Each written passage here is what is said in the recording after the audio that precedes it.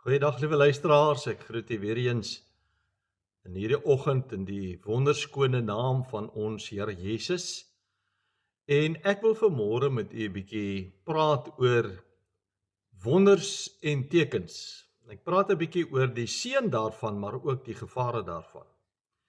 Nou, dit was aanvanklik 'n boodskap wat ek reeds laas Sondag sou bring. En toe die Here my anders gelei toe ek daardie artikel lees oor die digitale ID en die digitale stelsel, die kontantlose geldstelsel vir Suid-Afrika, maar die hele wêreld. En toe het ek eers daardie boodskap voorberei en dit opgeneem. En nou pas hierdie boodskap van vanoggend so fantasties in by laasweek se boodskap. Want ons het 'n bietjie daarna gekyk, maar ons gaan vanmôre meer in detail daarna kyk hoe dat die Satan ook mense gaan mislei en verlei deur tekens en wonders wat hy gaan doen. En dis belangrik dat ons dit moet weet. Dis belangrik dat ons ingelig moet wees, dis belangrik dat ons gewaarsku moet wees, want die woord sê hierdie dinge vir ons, die woord leer hierdie dinge vir ons. Is nodig, vriende, dat ons moet besef dat wonders en tekens veronderstel is om vir ons baie seën in te hou, maar dat die Satan ook 'n nabootser is en dat hy ook dit gebruik om mense te mislei en te verlei, en dis waaroor ek vanmôre met u wil praat. Ons lees twee gedeeltes. Die eerste is in Handelinge, want ons is besig met die boek Handelinge, en die tweede gedeelte is in die boek Johannes. Heel eerstens Handelinge 5 vers 12 tot 16. En daar staan geskryf: en deur die hande van die apostels het daar baie tekens en wonders onder die volk plaasgevind, en hulle was almal eendragtig saam in die pilaargang van Salomo. En daar was niemand van die ander wat dit gewaag het om hom by hulle te voeg nie, maar die volk het hulle baie geleer.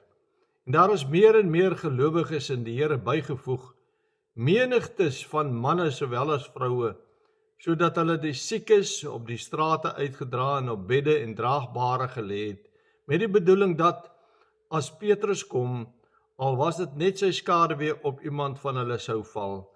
En die menigte van die stede in die omtrek het ook in Jerusalem bymekaar gekom en siekes gebring en mense wat deur onrein geeste gekwel was, en hulle is almal genees. En dan lees ons ook waar die Here Jesus gepraat het met mense oor die feit dat hulle net wonders en tekens soek, nadat hy daar was by Kana in Galilea toe hy water in wyn verander het. Kom ons lees daardie gedeelte, Johannes 4 vers 46 tot 51. Jesus het dan weer gekom te Kana in Galilea, waar hy die water wyn gemaak het. En daar was 'n sekere koninklike beampte wie se seun in Kapernaum siek was. Toe hy hoor dat Jesus uit Judea in Galilea gekom het, gaan hy na hom en vra hom om af te kom en sy seun gesond te maak, want hy het op sterwe gelê. En dan lees ons vers 48, Jesus sê vir hom: as julle nie tekens en wonders sien nie, sal julle nooit glo nie. Die koninklike beampte sê vir hom: Here, kom af voordat my kind sterwe. Jesus antwoord hom: gaan, jou seun lewe. En die man het die woord geglo wat Jesus vir hom gesê het, en het gegaan. En toe hy al op die pad was huis toe, kom sy diensknegte hom tegemoet en bring hom die berig en sê: u kind lewe. Ons lees net tot sover saam met die wonderlike woord van die Here. Kom ons bid net eers saam. Ons wonderlike Vader, ons buig vanmôre weer voor U, die allerhoogste en allerheiligste God, in aanbidding. Daar's niemand aanbiddingswaardig soos U nie. Daar's niemand God buiten U nie. U sê self in die woord vir ons: ek is God, en buiten my is daar geen ander een nie, en ek ken ook geen ander een nie.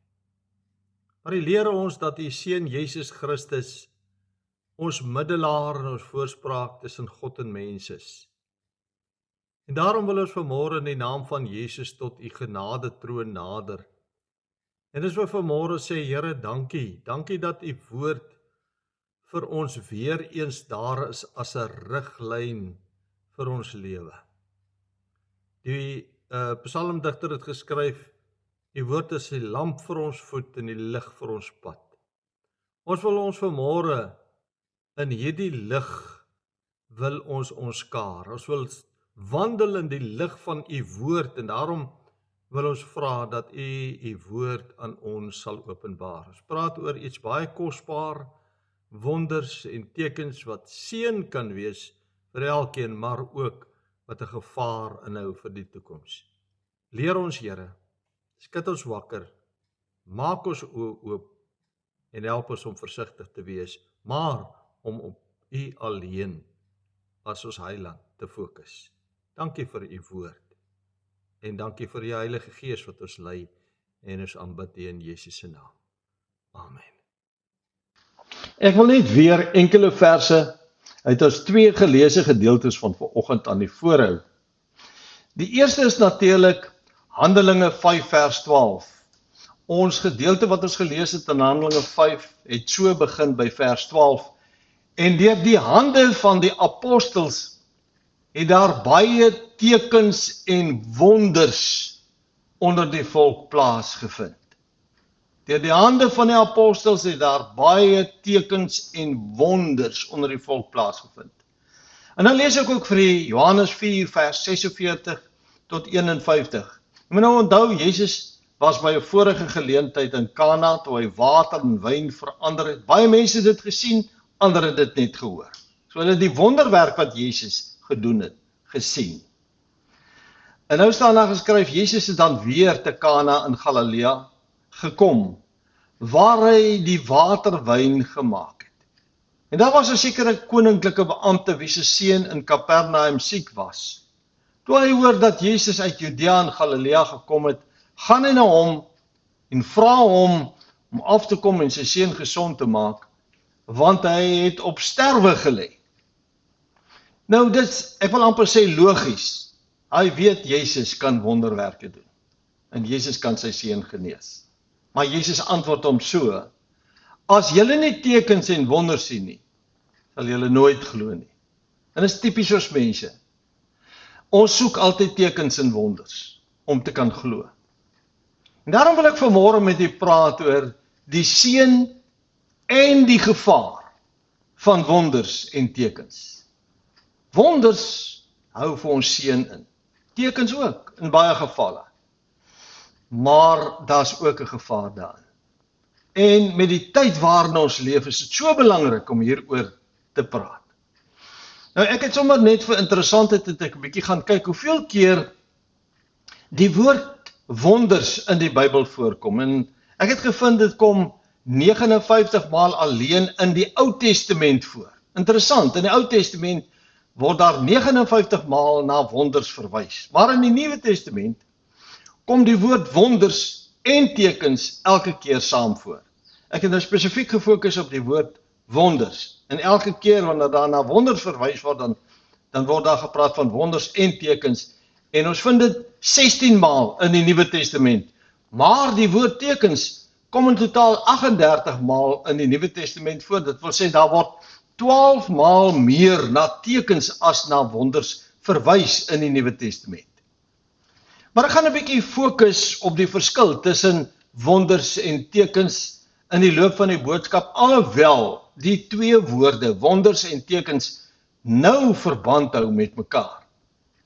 Tekens maak in baie gevalle deel van wonderwerke uit, maar soms is daar wel tekens wat niks met wonderwerke te doen het nie. Soos die tekens van die eindtye, waarvan ons lees in Matteus 24, toe Jesus die tekens van die eindtye voorspel het. Jesus het die eindtyd gebeure voorspel soos oorloë en gerugte van oorloë, hongersnode, pes, siektes, aardbewings en nog meer. Maar dis alles net tekens, my liewe vriende, tekens van die laaste dae, en dit het niks te doen met wonderwerke nie. Ons weet dit mos nou. Maar die skrif leer ons dat God, die Almagtige, die God van wonderwerke is. En ek het 'n bietjie van interessantheid dat ek gaan kyk, hoeveel keer daar geskryf word van die God van wonderwerke in die Bybel. En luister na 'n paar, daar's baie skrifte wat verwys na God as die groot wonderwerker. En ek het net 'n paar skrifte soos ek gelei gevoel het uitgelig om dit met u te deel vanmôre. Die eerste is in Job 5 vers 9 waar daar geskryf staan: aan hom verwysende na God wat groot dinge doen en ondeurgrondelike wonders sonder getal. Ondeurgrondelike wonders sonder getal, dit kan God alleen doen. Psalm 72 vers 18 sê: geloofd sy die Here God, die God van Israel, wat alleen wonders doen. Die God van Israel wat alleen wonders doen. Ons sien ook hoe dat die Here wonders doen met al die oorloë as hy vir Israel so beskerm. Psalm 77 vers 15 sê: U is die God wat wonders doen. U het u sterkte onder die volke bekend gemaak. Deur sy wonders wat hy doen, het hy sy sterkte onder die volke bekend gemaak. Psalm 78 vers 12 sê: voor hulle vaders het hy wonders gedoen in die land Egipte en die veld van Soan. Daar in die woestyn het God wonders gedoen. Hulle het dit gesien. Psalm 86 vers 10 sê: want u is groot en doen wonders. U alleen is God, kosbaar. Psalm 96 vers 3 sê: vertel onder die nasies sy eer, onder die volke sy wonders. Vertel onder die volke sy wonders. Psalm 136 vers 4 sê: hy wat alleen, verskeie kere staan dit so, alleen groot wonders doen, want sy goedertierenheid is tot in ewigheid. Dan Jesaja 5 vers 1 is 'n baie bekende vers wat sê: Here, u is my God. U sal ek verhoog. U naam sal ek loof, want u het wonders gedoen, raadsbesluitheid, vertye, waarheid en trou.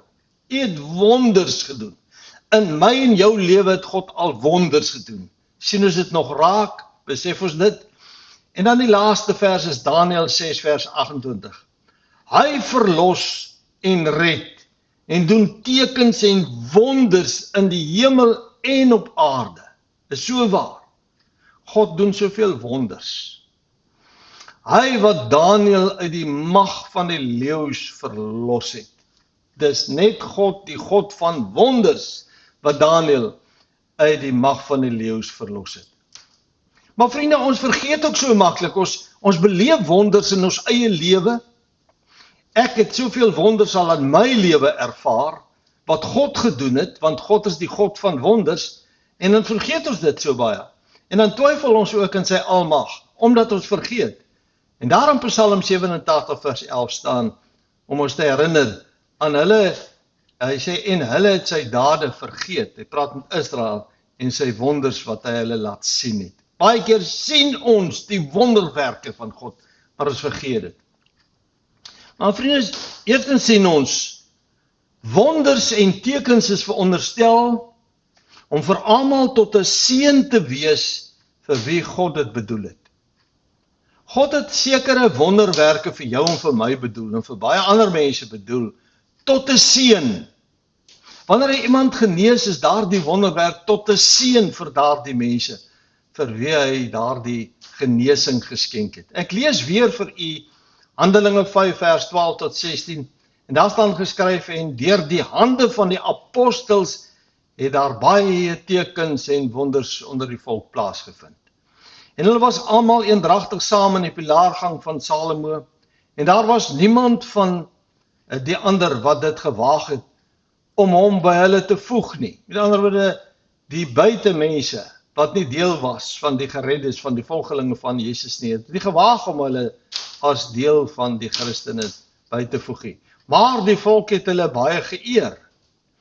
En daar is meer en meer gelowiges in die Here bygevoeg, menigtes van manne sowel as vroue, sodat hulle die siekes, en hier kom die groot ding, siekes op strate uitgedra en op bedde en draagbare gelê het, met die bedoeling, dat as Petrus kom, al was dit net sy skaduwee, op iemand van hulle sou val.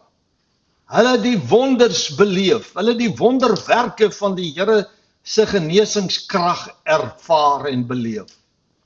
Nou al daardie tekens, praat daar van tekens en wonders, al daardie tekens en wonders wat die apostels onder die volk gedoen het, dui hoofsaaklik op genesings. Ons lees ook daar was mense wat deur die duiwel gebind was, so daar was bose geeste ook uitgedryf. Al daardie wonderwerke het plaasgevind daar, nadat daar die eerste Christen gemeente tot stand gekom het, die Handelinge gemeente.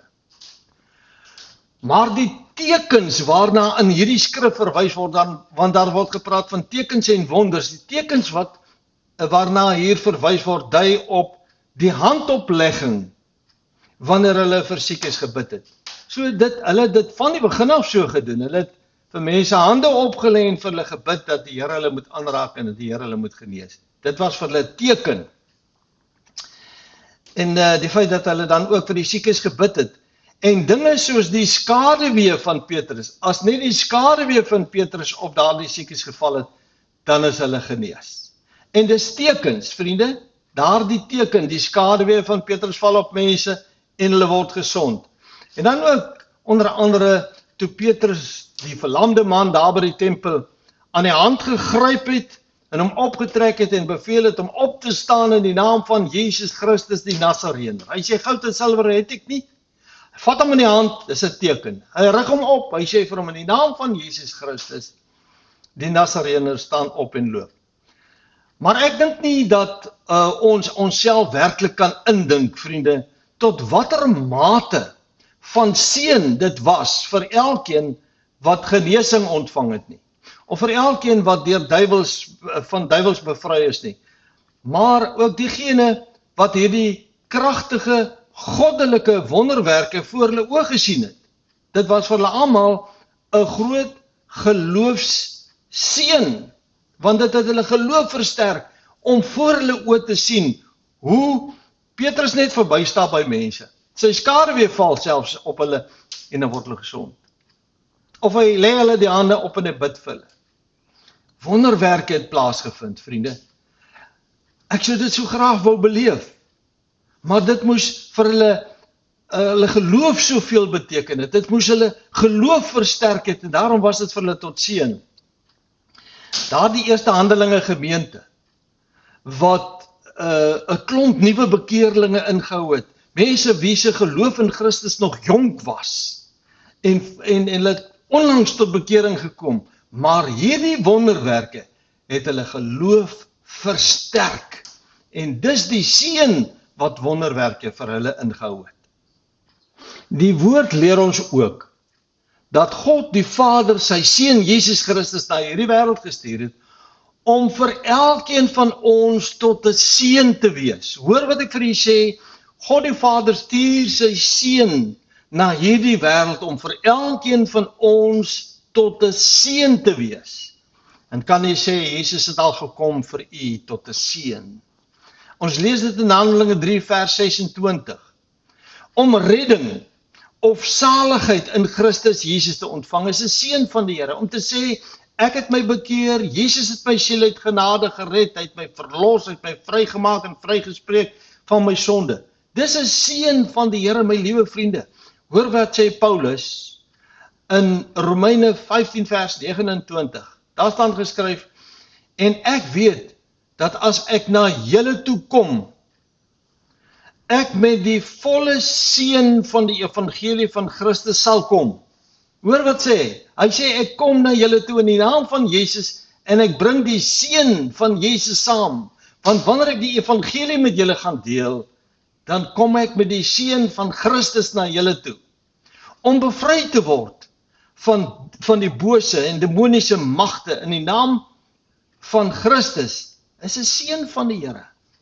Wanneer iemand deur die naam van Jesus Christus van demone bevry word, vriende, dan is daardie persoon geseën deur die Here. Die beste voorbeeld is seker die besetene van Gadara, wat Jesus van sy talle demone bevry het. Want toe Jesus met daardie demoon gepraat het, toe vra hy vir hom, wat is jou naam? Toe sê hy, 'n legio. Legio beteken baie. Hulle was geweldig baie. En die Here het hom, Jesus, het daardie man van sy demone bevry. Kom ek lees vir u net, ek gaan nie die hele verhaal lees nie, in Markus 5 vers 1 tot 8. En hulle het aan die oorkant van die see gekom, in die land van die Gadarenes. En toe hy uit die skuit gaan, dis nou toe Jesus uitklim uit die skuit, kom daar dadelik uit die grafte hom tegemoet 'n man met 'n onreine gees, wat sy verblyf in die grafte gehad het. En niemand kon selfs met kettinge hom bind nie. So sterk was hy, want die demone het aan hom daardie krag gegee. Want hy was dikwels met voetboeie en kettinge gebind. En die kettinge is deur hom uitmekaar geruk en die voetboeie stikkend gebreek. Hy was so vol bose geeste, hy het 'n bonatuurlike mag gehad en niemand was in staat om hom te tem nie. Dit is verskriklik. Tragies eintlik. En altyd nag en dag het hy aangehou om te skreeu op die berge en in die grafte en homself met klippe stikkend geslaan. Hy was vermink omdat die Satan in beheer was van sy lewe. En toe hy Jesus van ver af sien, hardloop hy en val voor hom neer. Nou moet jy onthou, hy het Jesus nie geken nie. Dis die demone wat in hom was, wat Jesus geken het. Dis gevalle engele. Vers 7 sê, hy val voor Jesus en skree met 'n groot stem en sê, wat het ek met u te doen, Jesus, seun van die Allerhoogste God? Hy verklaar selfs dat Jesus die seun van die Allerhoogste God is. Nie hy nie, die demone wat in hom is, wat Jesus geken het. En dan sê hy, ek besweer u by God, om my nie te pynig nie. Want hy het vir hom gesê, onreine gees, gaan uit die man uit. Jesus het gesê, onreine gees, gaan uit die man uit. Nou vriende, dan lees ek vir u net nou ken ons die verhaal, daar die demone het uitgevaar, of uitgegaan uit hom uit, en ingevaar in die varke, en hulle het oor die kraanse gespring, en in die see beland, en verdrink. Nou lees ek vir u vanaf vers 18 tot 20, die seën wat hierdie man ontvang het, toe die Here hom bevry het van sy demone. En toe Jesus in die skuit klim, het die man, wat van die duiwel besete gewees het, hom gesmeek om by hom te kan bly.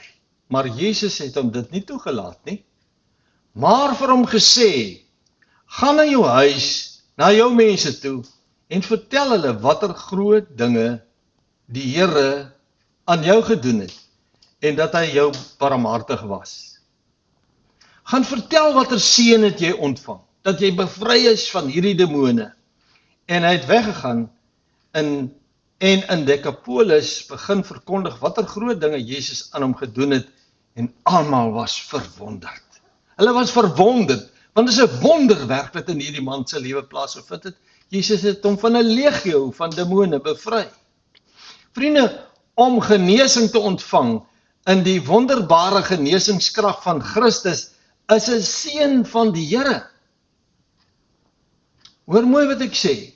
Dis 'n seën van die Here om deur God, deur Christus genees te word. Efesiërs 1 vers 3. Geseënd is die God en Vader van ons Here Jesus Christus, wat ons geseën het met alle geestelike seëninge in die hemel in Christus. Alles wat ons in Christus ontvang, is 'n seën van God af. Genesing is 'n seën in Christus, maar onthou altyd, Jesus is en bly die bewerker van alle wonderwerke, want hy is God. Jesus is God. En daarom alle wonderwerke wat in sy naam plaasvind, is bonatuurlik, is goddelik. Alle geestelike wonderwerke vind vanselfsprekend plaas in die naam van Jesus Christus die Nasarener. Laat dink my so aan daardie kosbare voorbeeld van Petrus en Johannes wat daardie verlamde man in die hand gegryp het en gesê het, goud en silwer het ek nie, maar in die naam van Jesus Christus, die Nasarener, staan op en loop. En hy het dadelik opgestaan, en hy het dadelik geloop, sy knie of sy enkels het dadelik sterk geword, en het rondgehardloop, rondgespring in Jesus en God geloof en geprys. Wat het hy ontvang? Seën, vriende. Seën van die Here. Jesus alleen. Sy naam, in sy naam is daar genesingskrag. In sy naam vind daar wonderwerke plaas. Luister na Jesus se beloftes aan ons in sy woord. Hy het gesê in Johannes 14 vers 13 en 14, en wat julle ook al in my naam mag vra. Ek worstel nogal met hierdie skrif. Wat julle ook al in my naam mag vra, dit sal ek doen. Dis 'n belofte van die Here. Sodat die Vader en die Seun verheerlik kan word. As julle iets in my naam vra, sal ek dit doen. Want daar's krag, wonderwerkende krag in die naam van die Here Jesus. Gesag in die naam van Jesus. Dis die gesagvolste naam wat daar ooit is, die naam van Jesus Christus. In Johannes 15 vers 7 staan daar, as julle in my bly, met ander woorde, ek moet in Christus wees en hy in my. Aan my bly en my woord in julle, sal julle vra net wat julle wil en julle sal dit verkry. Julle sal dit verkry. Dis 'n belofte van die Here. So wanneer jy bid vir die redding van die kinders, wanneer jy bid vir genesing, die Here maak die belofte, hy sê, wat julle in my naam vra, sê Jesus, sal julle verkry. Ons vind ook die opdrag in Jakobus 5 vers 14 en 15, is daar iemand siek onder julle? Laat hom die ouderlinge van die gemeente inroep, en laat hulle oor hom bid, nadat hulle hom in die naam van die, hoor mooi, in die naam van die Here met olie gesalf het. En die gebed van die geloof sal die kranke red, en die Here sal hom oprig, selfs as hy sonde gedoen is, sal dit hom vergewe word. Vriende, Here is nie 'n meervoud nie. Here beteken is 'n eretitel wat in die Bybel gebruik word om God of Christus Jesus as die opperheerser, die skepper en meester te erken. Dis 'n eretitel, Here. Ons erken hom as die skepper, ons erken hom as die opperheerser, ons erken hom as ons meester. Maar die Heilige Gees het die gawe van wonderwerke aan Jesus se apostels gegee, en hy kan dit steeds aan mense gee. Die gawe van genesing, die woord sê, die Here gee dit aan wie hy wil, soos hy wil. In Handelinge 4 vers 29 en 30 vind ons die interessante gebed wat Petrus gebid het, toe hy gebid het, en nou Here, let op hulle dreigemente. Dis toe hulle gesê het, die Joodse owerhede gesê het, hulle moet stil bly. Hulle mag nie in Jesus se naam verkondig nie. Hy sê, en nou Here, let op hulle dreigemente en gee aan u diensknegte om met alle vrymoedigheid u woord te spreek. Deurdat u hand uitstrek tot genesing. Hy sê, wanneer ons in u naam bid, in u naam alles sê, dan strek u hand uit tot genesing. En tekens en wonders deur die naam van u heilige kind Jesus plaasvind. Alle tekens en wonders, hier sê hy dit, alle tekens en wonders, genesings, vind in die naam van Jesus Christus plaas. Maar net sekere mense ontvang die gawe van gesondmaking, of die gawe van genesing. Want ons leer dit in die woord, die Here gee dit nie vir almal nie. Almal het dit nie, die apostels het dit gehad. Ons begeer dit baie keer. Ons begeer dat die Here vir ons hierdie gawe van genesing sal gee, maar ons het dit nie. Petrus was 'n geesvervulde kind van die Here gewees. Hy was 'n geesvervulde man van God gewees. Paulus was 'n geesvervulde man van God gewees, en hulle het die gawe van die Heilige Gees ontvang om ander te kan genees. Handelinge 4 vers 8 sê, daarop sê Petrus, vervul met die Heilige Gees aan hulle. Daarop sê Petrus, vervul met die Heilige Gees aan hulle. In Handelinge 5 vers 12 staan daar, en deur die hande van die apostels het daar baie tekens en wonders onder die volk plaasgevind. Die Here het hulle kragtig gebruik, want hulle was geesvervulde manne gewees. Sien hoe belangrik dit is om geesvervuld te wees, om heilig te wees, toegewyd aan die Here. Maar ek lees dieselfde van Paulus. In Handelinge 19 vers 11 en 12 staan daar, en God het buitengewone kragte deur die hande van Paulus gedoen. Buitengewone kragte deur die hande van Paulus gedoen, sodat selfs wanneer doeke of voorskote wat aan sy lyf was, op die siekes gelê is, dis tekens. Die siektes van hulle gewyk en die bose geeste van hulle uitgegaan het. Selfs net dit, sy voorskoot, of wat hy om hom gedra het, as dit op hulle gelê word, is hulle genees. Selfs duiwels het gevlug, wanneer Paulus net sy doeke op daardie mense gelê het, of iemand anders. Sien nie, God doen wonderwerke in die naam van Jesus Christus. Hy gebruik net sekere mense wat daardie gawe het. Ons het dus baie duidelik gesien dat wonderwerke wat in die naam van Jesus Christus plaasvind, is seën vir almal inne. Almal wat daardie wonderwerke ervaar, dis vir hulle tot 'n seën. Maar vriende, daar's ook 'n gevaar in tekens en wonderwerke. En dit is waaroor ons nou gaan praat. Daardie gevaar wat tekens en wonders vir ons inhou. Nou, wonders en tekens is bonatuurlike, goddelike gebeure, wat ook deur die Satan nageboots kan word. Die Satan is 'n nabootser, 'n naaper, soos wat ons baie keer sê. En alle wonders en tekens is 'n bonatuurlike, goddelike krag. Daarom gebeur dit. Dit het reeds in Egipte land gebeur met die eerste 3 wonderwerke wat Moses en Aaron in opdrag van die Here gedoen het, en die Egiptiese towenaars het dit genaap. Hulle het presies dieselfde gedoen wat Aaron en Moses gedoen het. Kom ek lees vir u net die eerste wonderwerk, daar in die Egipte land. In Eksodus 7 vers 8 tot 12 staan daar geskryf, en die Here het Moses en Aaron aangespreek met die woorde, as Farao met julle spreek en sê, doen tog 'n wonderteken vir julleself, dan moet jy vir Aaron sê, neem jou staf en gooi dit voor Farao neer, dan sal dit 'n slang word. Toe het Moses en Aaron na Farao gegaan en gedoen net soos die Here hulle beveel het. Aaron het sy staf voor Farao en voor die dienaars neergegooi, en dit het 'n slang geword. Daarop laat Farao ook die wyse manne en die towenaars roep. En hulle die Egiptiese towenaars het ook dieselfde gedoen met hulle towerkunste.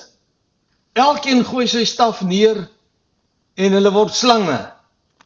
Maar Aaron se staf het hulle stawwe verslind.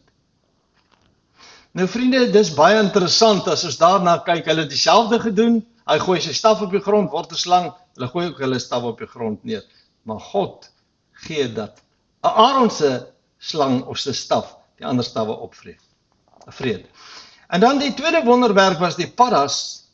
Aaron het sy hand uitgesteek oor al die waters van Egipte land, en daar het oral paddas opgekom oor die hele Egipte land.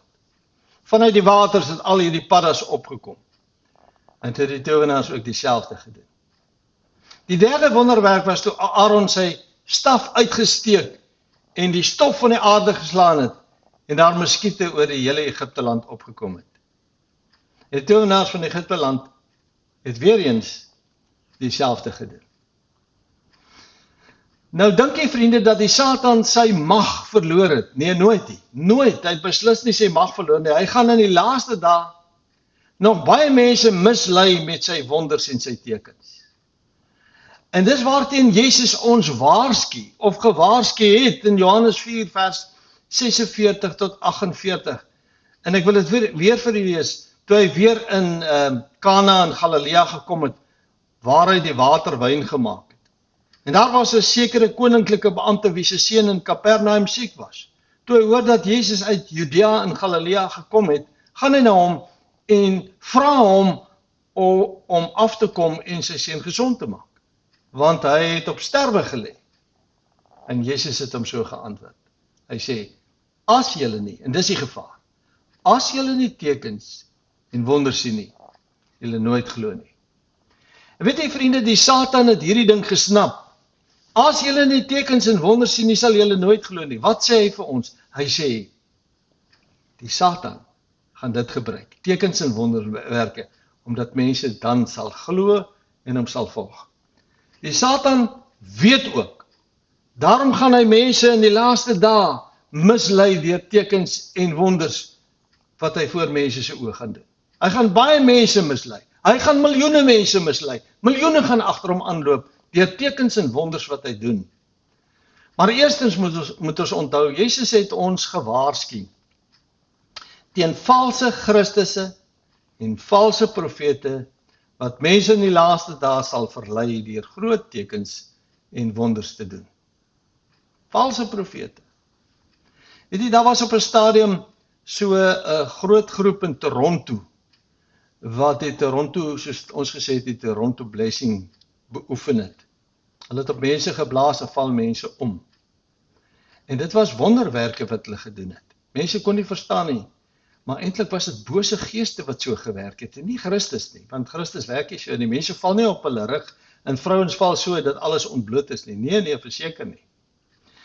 Maar Jesus sê in Matteus 24 vers 23 en 24 sê hy, en waarsku hy die volk, hy sê, as iemand dan vir julle sê, kyk, hier is die Christus of daar, moet dit nie glo nie. So hy waarsku vir Israel, veral met betrekking tot die groot verdrukking. Hy sê, as hulle vir julle sê, daar's Christus, moet dit nie glo nie.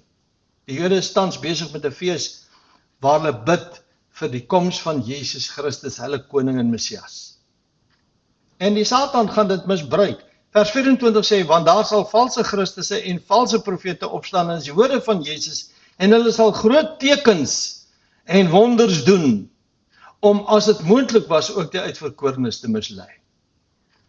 Vriende, ons sien, dit is geweldig aan die toeneem. Valse leraars, dis veral erg op die sosiale media. Die sosiale media is toegegooi met valse leraars. Hulle verkondig die Israel-visie, hulle verkondig alle dwaalleringe. Hulle is deesdae besig om vir almal te sê, jy moet die Hebreëse name vir God en Christus gebruik. En dan vra ek myself 'n vraag af, waar kom hierdie skielike, geweldige misleidings vandaan, wat ons tans beleef? Mense glo dit, hulle het groot aanhang. Daar's mense wat die Joodse feeste onderhou, daar's mense wat die Sabbat onderhou, daar's mense wat die sieleslaap onderhou, snaakste goede wat hulle verkondige, mense glo dit en hang hulle aan. En so is daar baie ander valse leraars. Hulle mislei mense, omdat mense onkundig is. En hulle lei hulle mense op 'n dwaalspoor.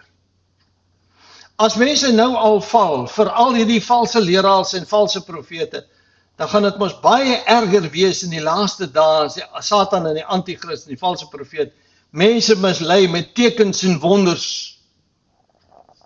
En die wonders van die leuen, en die tekens en die wonders van die leuen, soos wat die woord sê. Vriende, ek wil net sê, my God, die Almagtige, bly God die Vader. Sy seun bly vir my Jesus Christus, die koning van die konings. En die Heilige Gees bly vir my die Gees van God. Ek hoef nie die Hebreëse name te gebruik vir Jesus en vir God nie. Jesus bly die weg en die waarheid en die lewe, soos dat hy vir ons geleer het in Johannes 14 vers 6. Ek is die weg en die waarheid en die lewe. Hy bly dit, hy het nie verander nie. Dis nie nodig om die Hebreëse name te gebruik, om nou mooi en goed en slim te klink nie. Jesus se naam het gesag, in Handelinge 4 vers 12 staan daar geskryf, en die saligheid is in niemand anders nie. Want daar is ook geen ander naam onder die hemel, wat onder die mense gegee is, waardeur ons gered moet word nie. En daardie naam is die naam van Jesus Christus, die Seun van God, die Nasareëner. Maar laastens sien ons, en het is belangrik dat ons daarna moet kyk, Paulus en Johannes het ons ook voorberei op die Antichristse openbaring, of die Antichristse verskyning, waardeur die Satan met allerhande kragtige dade en tekens en wonders van die leuen sal plaasvind. Wanneer die anti-kris op die toneel sal verskyn, sal daar wonders en tekens plaasvind, want die Satan bewerk daar die wonders en tekens. En dis, hy sê, wonders en tekens van die leuen. Nou hier lê die grootste gevaar van tekens en wonders, want die Satan, ek kan ook nie sê is die grootste gevaar nie, want die Here het ons gewaarsku teen valse leraars en valse profete wat tekens en wonders sal doen. Maar hier lê vir my seker 'n baie groot gevaar, en dit is dat tekens en wonders deur die Satan gedoen gaan word in die laaste dae om mense te verlei om agter die Satan aan te loop en agter die anti-kris aan te loop. Ek lees weer vir u bekende skrif, maar ek wil 'n bietjie verduidelik, en ek lees weer vir u 2 Tessalonisense 2 vers 3 tot 11, waar daar geskryf staan: Laat niemand julle op enige manier mislei nie. Die klem val sommer heel in die begin daarop. Laat niemand julle op enige manier mislei nie, wat eers met die afval kom en die mens van sonde geopenbaar word, verwys na die anti-kris, die seun van die verderf. Die teestander, want hy is ook 'n teestander van God, wat homself verhef bo al wat God genoem word of voorwerp van aanbidding is, sodat hy in die tempel van God as God sal sit en voorgee dat hy God is. Die tempel moet herbou word, die derde tempel. Die anti-kris moet in daardie tempel gaan sit en hy moet sê ek is God. En die volk Israel sal hom glo. Onthou julle nie dat ek dit altyd vir julle gesê het toe ek nog by julle was nie. En nou julle weet wat om teehou, en ek sê dit elke keer wat om teehou. Dis nou die anti-kris word teëgehou sodat hy op sy tyd geopenbaar kan word. Want die verborgenheid van die ongeregtigheid is al aan die werk. So die geheimsinnige planne vir die voorbereiding van die anti-kris is al aan die werk, net totdat hy wat nou teëhou. En dis die bruid van Christus, en wie die Heilige Gees is, want die Heilige Gees weerstaan die werk van die duiwel. Die Heilige Gees wat in ons is, en ons self weerstaan die werk van die duiwel. Sodra, hy sê net totdat hy wat nou teëhou, dis die bruid van Christus, in wie die Heilige Gees woon, God se kinders, wanneer hy teëgehou weggeneem word, dan sal hy geopenbaar word, sê. En dan sal die ongeregtige geopenbaar word, hy wat die Here met die asem van sy mond verdelg, deur die verskyning van sy wederkoms tot niet sal maak. En nou sê vers 9, hy wie se koms is volgens die werking van die Satan. Die anti-kris se koms word beplan deur die Satan, word voorberei deur die Satan, met allerhande kragtige dade en tekens en wonders van die leuen. So, hy sal in die hemel verskyn, hy sal dalk in die hemel, vanuit die hemel praat met mense, dit sal bonatuurlik wees, maar dis die Satan. Hy wie se koms is volgens die werking van die Satan, met allerhande kragtige dade en tekens en wonders van die leuen, en met allerhande verleiding van ongeregtigheid in die wat verlore gaan. So die wat verlore gaan, die wat nie glo, die waarheid glo nie, sal verlei word. Almal wat verlore gaan, omdat hulle die liefde tot die waarheid nie aangeneem het om gered te word nie. En daarom sal God hulle die krag van die dwaling stuur om die leuen te glo. God sê, julle wil die leuen glo, glo dit. Ek wil net vir u nog 'n paar ander skrifte ook voorhou, wat bevestig wat in 2 Tessalonisense 2 geskryf staan. Dat die Satan met tekens en wonders die openbaring van die anti-kris sal voorberei. Luister nou mooi, wat staan in Openbaring 13? Ons het dit laasweek gelees vanaf vers 11 tot 14. En dit bevestig dit maar net weer eens. Daar staan geskryf, en uit die aarde het ek 'n ander dier sien opkom. En hy het 2 horings gehad en soos 'n lam, net soos 'n lam, en het gepraat soos 'n draak. Nou dis die valse profeet. Hy het 2 horings gehad, net soos 'n lam, maar hy het gepraat soos 'n draak. En hy oefen al die mag van die eerste dier uit voor sy oë. Die eerste dier is die anti-kris. En hy maak dat die aarde en die wat daarop woon die eerste dier aanbid, want hy oefen mag uit, hy doen wonders en tekens, waarvan die dodelike wond genees is. So, hier sien ons reeds 'n wonderwerk wat plaasgevind het, 'n sataniese wonderwerk wat plaasgevind het. Die anti-kris, in die plek van Christus, het 'n dodelike wond ontvang, het gesterf en het dood het opgestaan. Nabootsing van Christus. Nou sê vers 13, hy doen ook, dis nou die valse profeet, hy doen ook groot tekens, sodat hy selfs vuur uit die hemel laat neerval op die aarde, voor die oë van die mense. Dis 'n wonderwerk. Vuur uit die hemel, vuur val uit die hemel, en hy verlei die bewoners van die aarde, deur tekens wat hom gegee is, om voor die oë van die dier te doen. Deur aan die bewoners van die aarde te sê, dat hulle 'n beeld moet maak van die dier, wat die swaardwond ontvang en lewendig geword het. Tekens en wonders om die mense van die aarde te mislei en te verlei. Vuur wat uit die hemel sal val. Ons weet nie watter tekens en wonders hy alles sal doen nie, maar hy gaan mense verlei en mislei met wonders en tekens. Openbaring 19 vers 20 sê, en die dier is gevange geneem, en saam met hom die valse profeet wat die tekens in sy teenwoordigheid gedoen het, waarmee hy hulle verlei het, wat die merk van die dier ontvang en sy beeld aanbid het. Hulle is verlei om die merk van die dier te aanvaar en om die beeld te aanbid. Lewend is die twee gewerp in die vuurpoel wat met swavel brand. Openbaring 20 vers 10 sê, en die duiwel wat hulle verlei het, wat baie mense verlei het in die laaste dae, is in die poel van vuur en swavel gewerp, waar die dier en die valse profeet is, en hulle sal dag en nag gepynig word tot in alle ewigheid. Vriende, die Here waarsku ons baie duidelik in sy woord teen die gevare van tekens en wonders in die laaste dae. Die Satan sal dit gebruik, die Antichrist sal dit gebruik, die valse profeet sal dit gebruik om miljoene mense, onskuldige mense, te verlei en te mislei. En ons is 'n paar tree daarvandaan. Die Here moet eers sy bruid kom haal, die wegraping moet eers plaasvind, hy moet eers sy kinders kom haal, sy ware wedergebore kinders in wie die Heilige Gees woon. Vriende, en dan sal die Antichrist op die toneel verskyn, en dan sal daar verskriklike groot misleiding en verleiding plaasvind. Maar ons moet waak en bid. Eerstens moet jy seker wees, Jesus is jou redder en verlosser. Eerstens moet jy seker wees, Jesus is in jou lewe. En die Heilige Gees is in jou hart. Jy is God se kind, jou naam is opgeskryf in die boek van die lewe. As jy nie seker is nie, buig voor die Here, erken jy is 'n sondaar, erken jy is verlore, neem Jesus aan as jou verlosser en saligmaker. En vir elkeen wat God se kind is, ons moet leer om die gebed wat die Here Jesus ons geleer het in Onse Vader, om dit te bid. Daar staan, Matteus 6 vers 13. Vader, Here, lei ons nie in versoeking nie, maar verlos ons van die bose, want aan U behoort die koninkryk en die krag en die heerlikheid tot in ewigheid.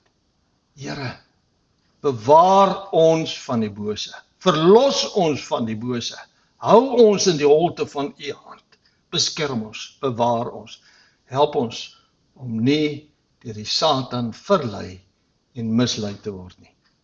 Dis die straf, dis die gevaar, vriende, van wonders en tekens. En dit kom.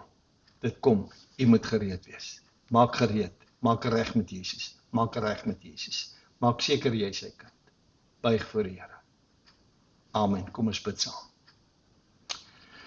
Here, dankie vir U woord. Weereens wil ons sê, dankie, U het duidelik met ons gepraat, het ons gewaarsku, en ons moet gereed wees. En ons bid dit in Jesus se naam, dat U ons sal help om altyd gereed te wees en die misleiding en die verleiding raak te sien en daarvoor weg te vlug. Help ons, bewaar ons, beskerm ons in Jesus se naam. Amen. En vriende, hierdie boodskap moet weer eens wyd versprei word. Stuur dit uit, dat elkeen dit kan hoor. Baie seën. Totsiens.